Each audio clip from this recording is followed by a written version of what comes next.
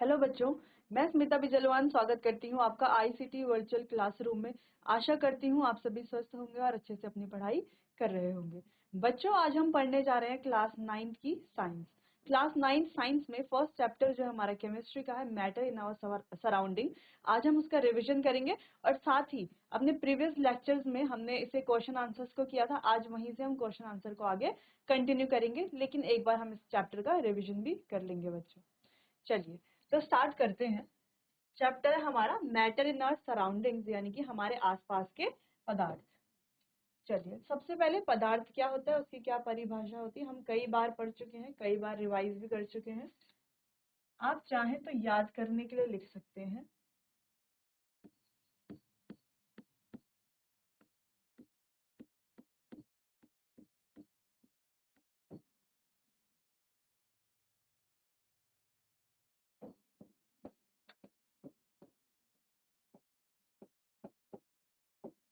तो अब याद रखने के लिए इस तरीके से ये 2 पॉइंट याद कर सकते हैं, यानी कि जो भी जगह घेरता है और जिसका वजन होता है।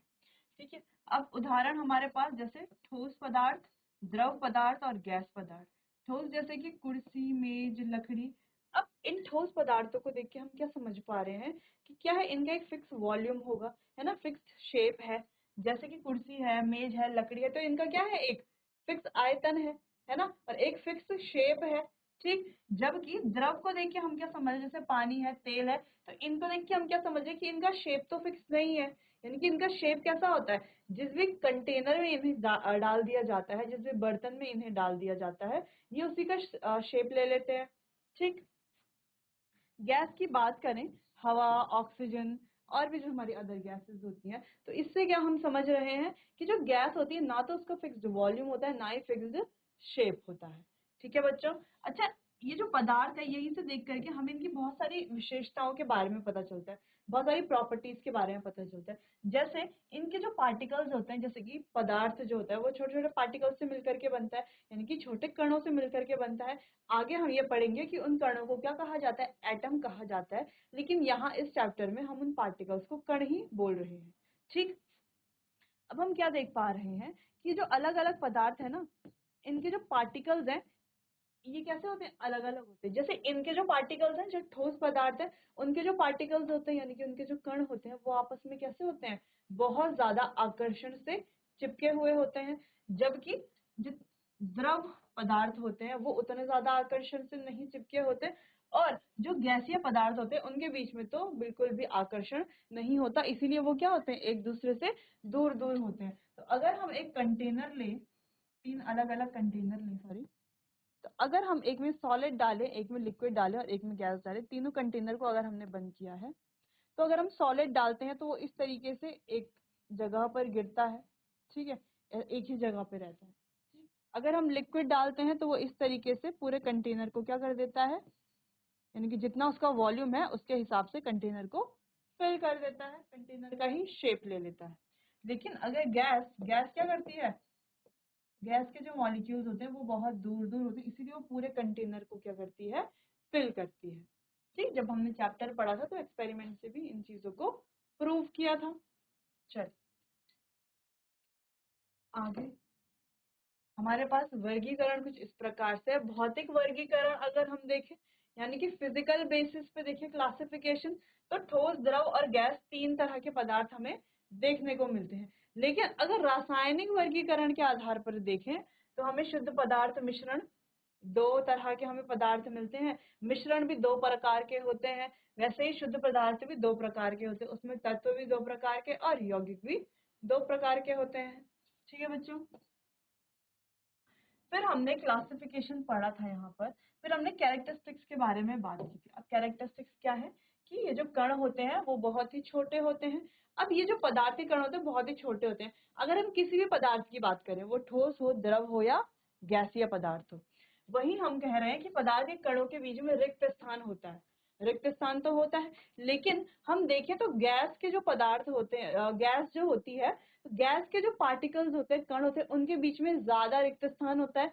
जबकि द्रव के जो द्रव जो हमारा पदार्थ है उसके जो कण होते हैं उनके बीच में उतना ज्यादा स्पेस नहीं होता, उतना ज्यादा रिक्त स्थान नहीं होता। वहीं अगर हम ठोस पदार्थों को देखें तो उनके कणों के बीच में बहुत कम रिक्त स्थान हमें देखने को मिलेगा, ना के बराबर, नेग्लिजिबल ही होता है।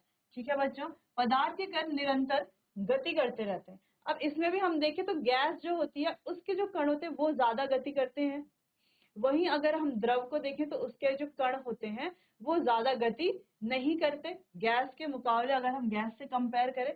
और सॉलिड्स में अगर हम देखें तो वहां पर जो पार्टिकल्स होते हैं वो बहुत कम गति करते, बहुत ज्यादा मोशन में नहीं होते। मोशन में होते तो इस तरीके से शेप इसका ऐसा नहीं होता, ऐसे ऐसे होने लग जाता है ना। चलिए, पदार्थ के कण एक दूसरे के प्रति आकर्षित होते हैं। अब ये जो लास्ट वाली प्रॉपर्टी है ये ठोस में अधिक होती है, यानी कि ठोस के पदार्थ के जो कण होते हैं वो आपस में ज्यादा एक दूसरे के प्रति आकर्षित होते हैं। इस प्रकार जैसे इसकी क्या है, छोटे छोटे पार्टिकल्स हैं, छोटे छोटे कण हैं, वो आपस में एक दूसरे से क्या है, आकर्षित होकर जुड़े हुए हैं, जिस वजह से इसने अपना एक फिक्स शेप बनाया हुआ है। ठीक है, या हम किसी भी चीज की बात करें, किसी भी ठोस पदार्थ की बात करें तो उनका एक फिक्स्ड शेप क्यों है, क्योंकि उनके जो पार्टिकल्स हैं वो आपस में क्या है, बहुत ज्यादा आकर्षित होकर के जुड़े हुए हैं, या हम कहते हैं चिपके हुए हैं। उनके बीच में आकर्षण बल बहुत ज्यादा है, आकर्षण बल यानी कि फोर्स ऑफ अट्रैक्शन बहुत ज्यादा है। वहीं अगर हम द्रव को देखें, द्रव में हम पानी का एग्जांपल ले सकते हैं, तो पानी के जो पार्टिकल्स होते हैं उनके बीच में फोर्स ऑफ अट्रैक्शन होता है लेकिन इतना ज्यादा नहीं होता। वहीं अगर हम गैसेस के पार्टिकल्स देखें तो उनके बीच में फोर्स ऑफ अट्रैक्शन लगभग ना के बराबर ही होता है बच्चों। चलिए, तो ये कुछ एक्सपेरिमेंट्स थे जिनसे हमने ये चारों प्रॉपर्टीज जो हमने अभी पढ़ी हैं उनको क्या कर लिया था, अच्छे से समझ लिया था। फिर हमने सॉलिड्स की प्रॉपर्टीज के बारे में बात किया था कि इनका क्या है, देखो एक फिक्स्ड शेप है, फिक्स्ड आयतन है। ठीक, अब इनके बीच में जो पार्टिकल्स है उनके बीच में बहुत कम स्पेस है, जो हम पहले से डिस्कस करते आ रहे हैं। इनके बीच में फोर्स ऑफ अट्रैक्शन क्या है, बहुत ज्यादा है। इनको संपीड़ित करना लगभग क्या है, नामुमकिन है, बहुत मुश्किल है। इनको कंप्रेस करना क्या है, मुश्किल है। ठीक है बच्चों, लेकिन अगर हम देखें, हम कह रहे हैं कि इनको संपीड़ित नहीं किया जा सकता। वहीं अगर हम एक स्पंज की बात करते हैं, स्पंज आप लोगों ने देखा होगा, होता तो सॉलिड ही है, उसका एक फिक्स्ड वॉल्यूम होता है, फिक्स्ड शेप होता है। लेकिन स्पंज को यानी कि फोम जिसे भी हम कहते हैं, स्पंज को यानी कि फोम कहते हैं, जो अपने अंदर पानी सोख लेता है। स्पंज देखा है ना हमने। ठीक है बच्चों, तो स्पंज भी तो सॉलिड होता है, लेकिन स्पंज में ये वाली जो प्रॉपर्टी है वो होती है, यानी कि स्पंज को संपीड़ित किया जा सकता है। जब हम स्पंज को दबाते हैं तो वो क्या हो जाता है, दब जाता है ना, स्पंज दब जाता है। कैसे दब जाता है स्पंज, देखो बच्चों, स्पंज जो है होता तो सॉलिड है, लेकिन उसके अंदर क्या होते हैं, पोर्स होते हैं, बहुत सारे छेद होते हैं, जिसके अंदर वायु भर जाती है। वायु भर जाती है इसीलिए क्या होता है, जब हम उसे पिचकाते हैं तो वायु बाहर निकल जाती है और उसका एक फिक्स वो पिचक जाता है, इसीलिए वो संपीड़ित हो जाता है आसानी से। क्यों हो रहा है संपीड़ित, क्योंकि क्या है, उसके जो पार्टिकल्स होते हैं उनके बीच में वायु भरी हुई होती है, पिचकाते हैं तो वायु बाहर निकल जाती है, इसीलिए वो आसानी से संपीड़ित हो जाता है, कंप्रेस हो जाता है। लेकिन अदर जो भी हमारे क्या है पार्टिकल्स, अदर जो भी हमारे पदार्थ होते हैं, जो हमारे सॉलिड्स होते हैं, उन्हें कंप्रेस नहीं किया जा सकता। अब हम रबर की बात करें, जैसे रबर है तो उसको हल्का फुल्का कंप्रेस किया जा सकता है लेकिन ज्यादा नहीं। इसीलिए हम कह सकते हैं कि भिन्न भिन्न जो पदार्थ होते हैं उनके भिन्न भिन्न गुण होते हैं। जैसे स्पंज भी हमारा है तो सॉलिड ही, लेकिन उसके जो गुण है आम अगर हम सॉलिड को देखें तो उससे थोड़ा सा भिन्न है। तो ये हमें थोड़ा याद रखना पड़ेगा या समझना पड़ेगा, ये कॉन्सेप्ट डेवलप करना पड़ेगा बच्चों। चलिए, अब लिक्विड की प्रॉपर्टीज भी हमने देख ली थी कि इनका फिक्स्ड वॉल्यूम तो होता है बट फिक्स्ड शेप नहीं होता। शेप क्या होता है, जिस कंटेनर में रखा जाता है वही शेप ये ले लेती है। लेस कंप्रेसिबल, ये भी लेस कंप्रेसिबल होती है, यानी कि इनको भी ज्यादा संपीड़ित नहीं किया जा सकता। और इनके पार्टिकल्स के बीच में फोर्स ऑफ अट्रैक्शन होता है लेकिन बहुत ज्यादा नहीं होता, बहुत कम भी नहीं होता बच्चों। वैसे ही गैसेस, गैसेस होते हैं मतलब हाईली कंप्रेसिबल, इनको संपीड़ित किया जा सकता है। ठीक है बच्चों, संपीड़ित कैसे करते हैं, जैसे इनके पार्टिकल्स क्या है, बहुत दूर दूर है। ठीक है, अगर हम एक कंटेनर लें, अगर हम एक कंटेनर लेते हैं, इसमें क्या है, इसको हमने ढका हुआ है और यहाँ ऊपर से एक पिस्टन लगा दी। ठीक है, पिस्टन लगाने के जिससे हम इसे कंप्रेस कर सकते हैं बच्चों। ठीक है, यहाँ क्या है, गैस भरी हुई है, गैस के पार्टिकल्स हैं, लगभग कुछ इस तरीके से ही बहुत दूर दूर पार्टिकल्स होते हैं गैसेस के। ठीक है, अब हम क्या करते हैं, इस पर प्रेशर लगा करके, बहुत अधिक प्रेशर लगा करके क्या करते हैं, इसको कंप्रेस करते हैं, नीचे दबाते हैं। दबाएंगे तो क्या देखेंगे, ये जो गैस है नीचे की तरफ क्या हो जाएगी, संपीड़ित हो जाएगी। सपोज इसके अंदर हमने नेचुरल गैस भरी है, यानी कि प्राकृतिक गैस हमने इसके अंदर भरी है, या प्राकृतिक गैस इसके अंदर है। तो इस तरीके से उच्च प्रेशर में इसको क्या किया जाएगा, उच्च दबाव में इसको क्या किया जाएगा, कंप्रेस किया जाएगा, जिस वजह से जब ये पिस्टन जब इतने नीचे आ जाएगी, ये गैसेस जो है वो क्या हो जाएगा, लिक्विड फॉर्म में परिवर्तित हो जाएगा, यानी कि गैस जो अभी गैसीय अवस्था में है वो कैसी अवस्था में आ जाएगा, द्रवीय अवस्था में आ जाएगा बच्चों। कैसे, इनको क्या किया जाता है, कंप्रेस किया जा सकता है। तो ये इनकी एक सबसे खास प्रॉपर्टी है कि गैसेस को कंप्रेस किया जा सकता है। गैसेस को कंप्रेस करके हम भंडारित कर सकते हैं। अब स्टेट में कैसे चेंजेस किया जा सकता है ये भी हमने अच्छे से पढ़ लिया था।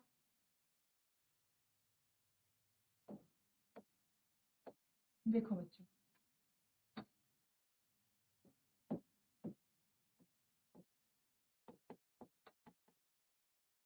हमने कहा था कि हम सॉलिड से, यानी कि किसी की कोई भी पदार्थ की क्या अवस्था हम बदल सकते हैं, बिल्कुल बदल सकते हैं। घरों में तो हमने देखा ही है कि जल को जो है हम फ्रीज भी कर लेते हैं, उसको जल वाष्प में बना लेते हैं, है ना, फ्रीज करके जो है वापस लिक्विड भी बना लेते हैं। तो कुछ कुछ चीजें तो हमने अपने घर में सीखी हुई होती हैं, कुछ कुछ चीजें हमें पहले से पता होती हैं। ठीक, जैसे हम कह रहे हैं कि सॉलिड को लिक्विड बनाया जा सकता है, जैसे बर्फ है तो बर्फ को जल में परिवर्तित किया जा सकता है, बिल्कुल किया जा सकता है। हमें क्या करना है, टेम्परेचर ही तो बढ़ाना है। ठीक, टेम्परेचर बढ़ा करके जो सॉलिड है वो लिक्विड में परिवर्तित हो जाएगा। तो इस प्रोसेस को क्या कहा जाता है, फ्यूजन कहा जाता है। वहीं लिक्विड को सॉलिड बनाया जा सकता है, बिल्कुल बनाया जा सकता है। कोई जल है, जल को बर्फ में परिवर्तित कर सकते हैं, बिल्कुल कर सकते हैं। कैसे, हमें क्या करना है, टेम्परेचर को कम कर देना है पहले। अगर लिक्विड में परिवर्तित करना है तो टेम्परेचर बढ़ा देंगे, और अगर सॉलिड में परिवर्तन करना है तो टेम्परेचर घटा देंगे, टेम्परेचर डिक्रीज कर देंगे। तो उस प्रोसेस को कहा जाता है सॉलिडिफिकेशन। अब कोई लिक्विड है उसको गैस में परिवर्तित कर सकते हैं, बिल्कुल। जल को हम जल वाष्प में परिवर्तित कर सकते हैं, टेम्परेचर और ज्यादा बढ़ा करके, और इस प्रोसेस को कहा जाता है वेपराइजेशन। वहीं गैस को क्या हम लिक्विड में कन्वर्ट कर सकते हैं, बिल्कुल कर सकते हैं, टेम्परेचर घटा करके। क्या कहा जाता है प्रोसेस को, संघनन यानी कि कंडेंसेशन। चलिए, अब गैस को सॉलिड में बदला जा सकता है क्या, डायरेक्ट कोई गैस है उसको सॉलिड में बदला जा सकता है। जैसे कि हमने कपूर देखा होगा, तो कपूर को जब हम आग के पास ले जाते हैं बिल्कुल जलने लग जाता है, बिना लिक्विड में परिवर्तित हुए वेपर में कन्वर्ट हो जाता है। ठीक है, तो इस प्रोसेस को सब्लिमेशन कहा जाता है। वैसे ही सॉलिड से सीधा गैस में परिवर्तित हो सकता है कोई भी पदार्थ, तो सॉलिड से गैस में परिवर्तित हो सकता है। जैसे फ्रॉस्ट हमने देखा होगा, यानी कि पाला हमने देखा होगा। पाला क्या होता है, गैसीय अवस्था में होता है ना, एनवायरनमेंट में जो वेपर्स होते हैं उनसे डायरेक्ट क्या बन जाता है। हमने प्लांट्स के सर्दियों में देखा होगा, प्लांट्स में या जो ठंडे इलाके होते हैं वहां पर हमने देखा होगा, तो वेपर क्या होती है, सीधा सीधा पाले में जम जाती है ना, यानी कि गैसीय अवस्था से सीधा सीधा वो क्या बन रही है, ठोस अवस्था में परिवर्तित हो रही है। तो उसे क्या कहा जाता है, डिपोजिशन कहा जाता है बच्चों। ठीक है, तो वो लिक्विड अवस्था में आई नहीं, बीच में लिक्विड अवस्था नहीं हो रही। ठीक है बच्चों, तो ये हमने पढ़ लिया था। फिर हमने इवेपोरेशन के बारे में भी पढ़ लिया था कि इवेपोरेशन क्या है, कैसे इवेपोरेशन के कौन कौन से फैक्टर हैं जो इफेक्ट होते हैं। हमने कहा था स्थायीफल क्षेत्रफल जब बढ़ता है, यानी कि सरफेस एरिया जब बढ़ता है तो वाष्पीकरण ज्यादा हो जाता है, तापमान में वृद्धि होती है तो वाष्पीकरण ज्यादा हो जाता है। ह्यूमिडिटी में अगर डिक्रीज होता है, यानी कि कमी होती है, तो वाष्पीकरण ज्यादा होता है। अगर ह्यूमिडिटी इंक्रीज होती है तो वाष्पीकरण कम हो जाता है। वायु की गति में अगर वृद्धि होती है तो वाष्पीकरण ज्यादा हो जाता है बच्चों। जैसे कपड़े की मदद से हमने समझा था कि जैसे कपड़े होते हैं तो कपड़ों को जब छत में डाला जाता है तो इस तरीके से नहीं डाला जाता, पूरा खोल करके फैला करके डाला जाता है, यानी कि उसका जो स्थायी क्षेत्रफल है यानी कि सरफेस एरिया उसको बढ़ाया जाता है। क्यों, सरफेस एरिया जितना ज्यादा होगा उतने अच्छे से इवेपोरेशन होगा, उतनी ज्यादा जगह पर इवेपोरेशन होगा। ठीक है बच्चों, चलिए, तो इवेपोरेशन के बारे में मेन चीज हमने क्या पढ़ी थी कि क्या है, एक सरफेस फिनोमिना है। ठीक है, यानी कि सरफेस पे जो पार्टिकल्स होंगे, सरफेस पर जल के जो पार्टिकल्स होंगे वो पहले इवेपोरेट होंगे, उसके बाद नीचे वाले पार्टिकल्स सरफेस पे आएंगे, फिर वो पार्टिकल्स इवेपोरेट होंगे। तो ये जो इवेपोरेशन का जो फिनोमिना है वो क्या है, सरफेस फिनोमिना है। लेकिन नीचे वाले जो पार्टिकल्स हैं वो तो इवेपोरेट हो ही नहीं रहे। वो कब इवेपोरेट होंगे, जब वो सरफेस पे आएंगे तब जा करके इवेपोरेशन होगा बच्चों। जबकि बॉइलिंग की जो प्रक्रिया है वो बिल्कुल इसके अलग है। ठीक है, बॉइलिंग में क्या होता है, हम बॉईल करते हैं तो सारे पार्टिकल एक साथ बॉईल होते हैं और एक साथ क्या होते हैं, इवेपोरेट होने की कोशिश करते हैं। तो वो कोई सरफेस फिनोमिना नहीं है, जबकि इवेपोरेशन एक सरफेस फिनोमिना है। आपको ध्यान में रखनी है ये बात। चलिए, इस तरीके से। और क्या कौन सी चीज है, इवेपोरेशन जो है कूलिंग भी होती है। इसको हमने कई अच्छे से समझ लिया था। अब आगे जब हम क्वेश्चन आंसर्स करेंगे तो वहां पर भी इससे रिलेटेड कुछ क्वेश्चन आंसर्स होंगे, तो वहां पर उन्हें और अच्छे से हम समझेंगे। चलिए बच्चों, तो यहाँ पर हमारा चैप्टर हो गया था खत्म। इसके बाद हम इसके क्वेश्चन आंसर्स कर रहे थे। एक बार आप देख लीजिए कहाँ तक हमने कर लिए थे, उसके बाद आगे के क्वेश्चन आंसर्स करते हैं।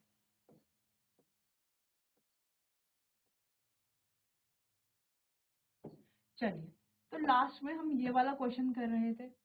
ठीक है, तो हम क्या कह रहे थे यहाँ पर कि 300 केल्विन में टेम्परेचर है, इसको किस में कन्वर्ट करना है, डिग्री सेल्सियस में कन्वर्ट करना है। वही 573 केल्विन टेम्परेचर है, इसको भी किस में कन्वर्ट करना है, डिग्री सेल्सियस में कन्वर्ट करना है।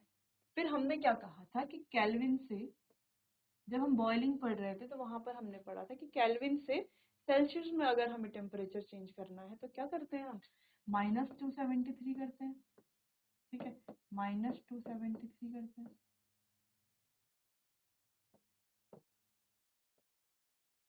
ये कितना आ गया, ये आ गया लगभग 27 डिग्री सेल्सियस।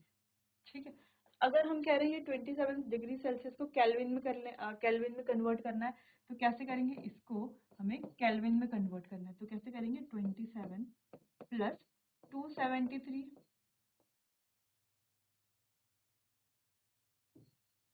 कितना आ गया हमारा 300 केल्विन।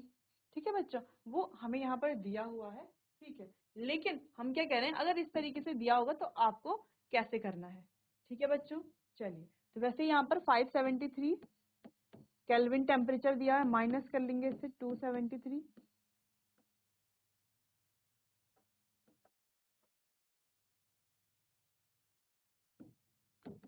तो ये आ गया हमारा 300 डिग्री सेल्सियस।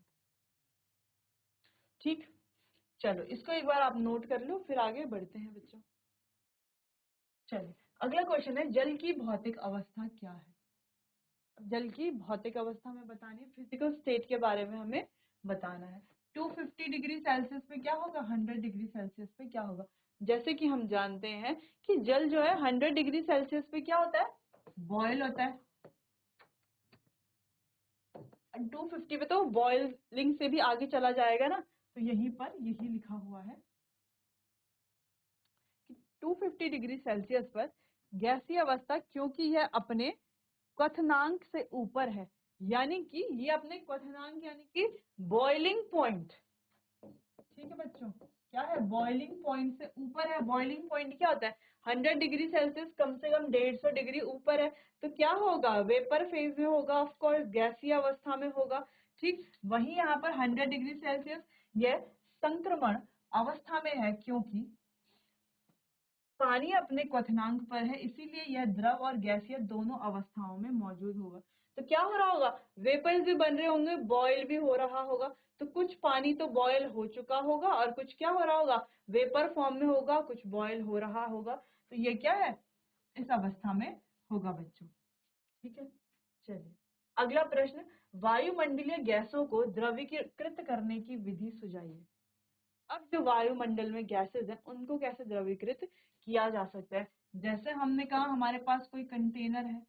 अब जैसे अगर हम गैस की बात करें तो गैस के मॉलिक्यूल्स तो इतने दूर दूर होते हैं, इन पे फोर्स ऑफ अट्रैक्शन यानी कि आकर्षण बल बहुत ज्यादा कम होता है।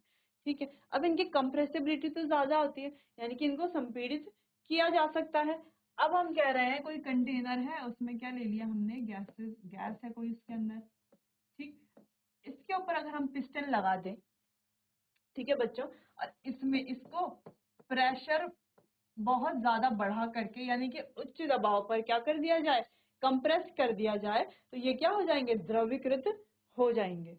ठीक है बच्चों, यानी कि इसे दबाव बढ़ाकर या तापमान घटाकर प्राप्त किया जा सकता है, जिससे अंततः अणुओं के बीच रिक्त स्थान कम हो जाएगा। अब जैसे कि हम देख सकते हैं इनके बीच में क्या है, ये जो स्पेस है ये क्या है, बहुत ज्यादा है मॉलिक्यूल्स के बीच में।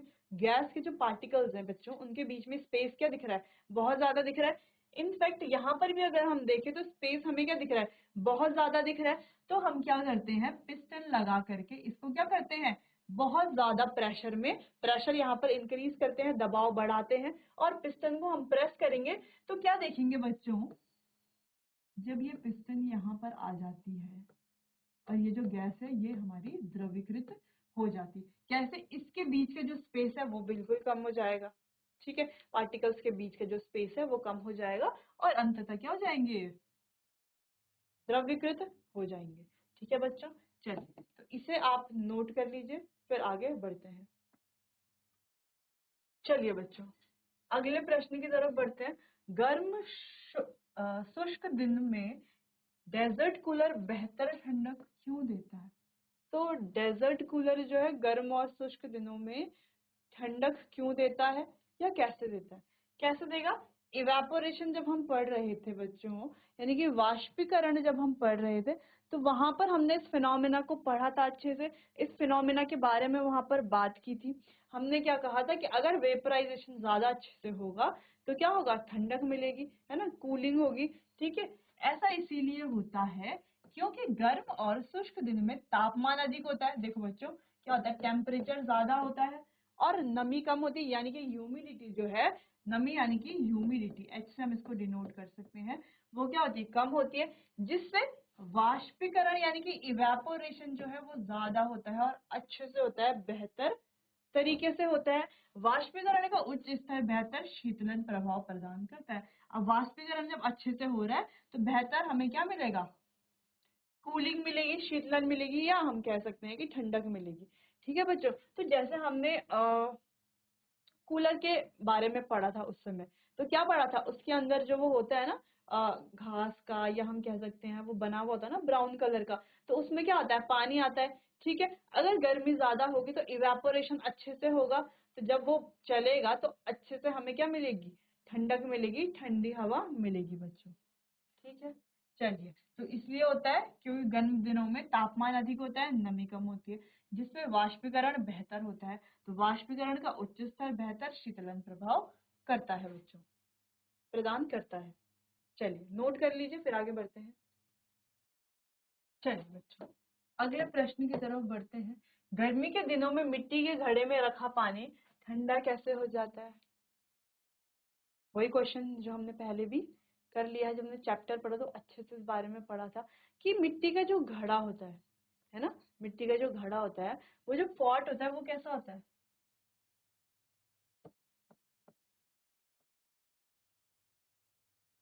कुछ इस तरीके से होता है,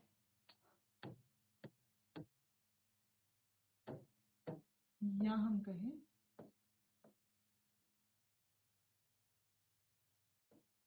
कुछ इस तरीके से तो होता ही है।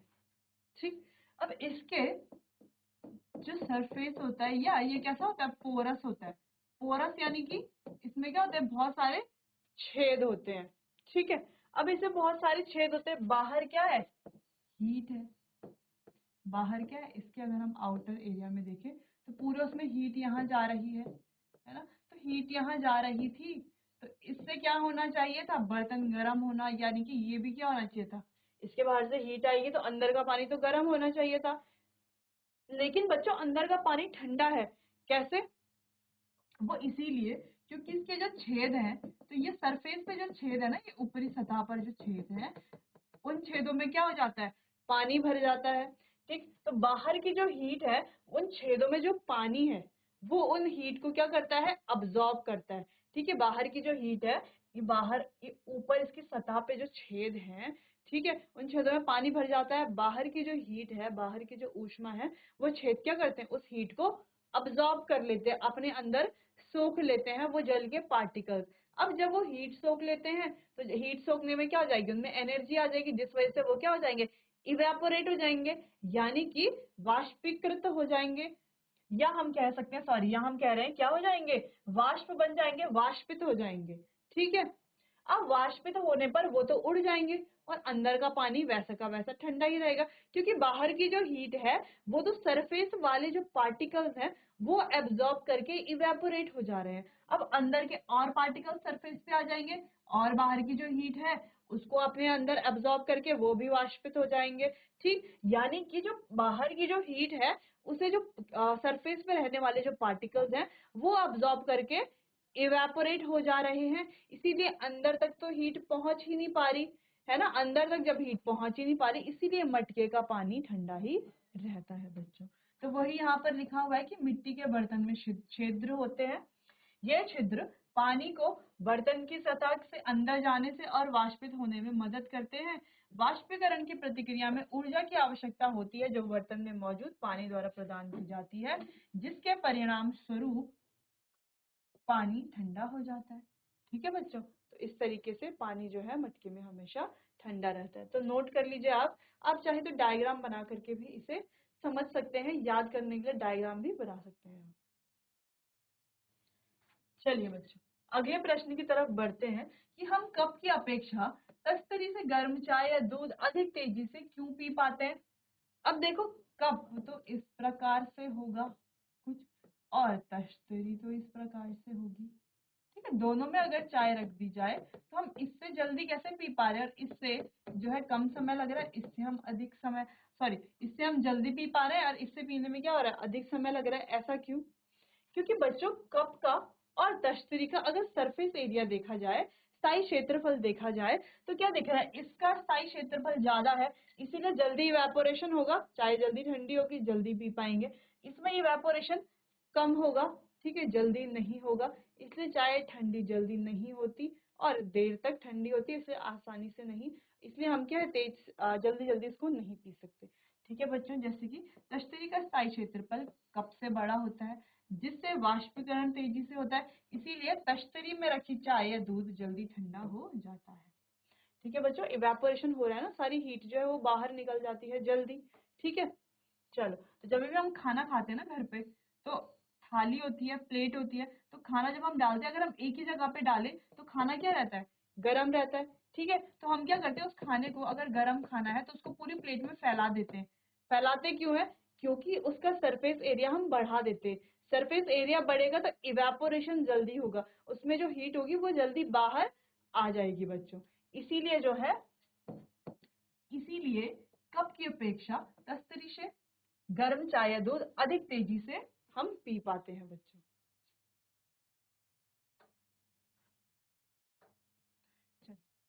लास्ट क्वेश्चन है हमारा कि गर्मियों में हम किस प्रकार के कपड़े पहनने चाहिए हमें गर्मियों में।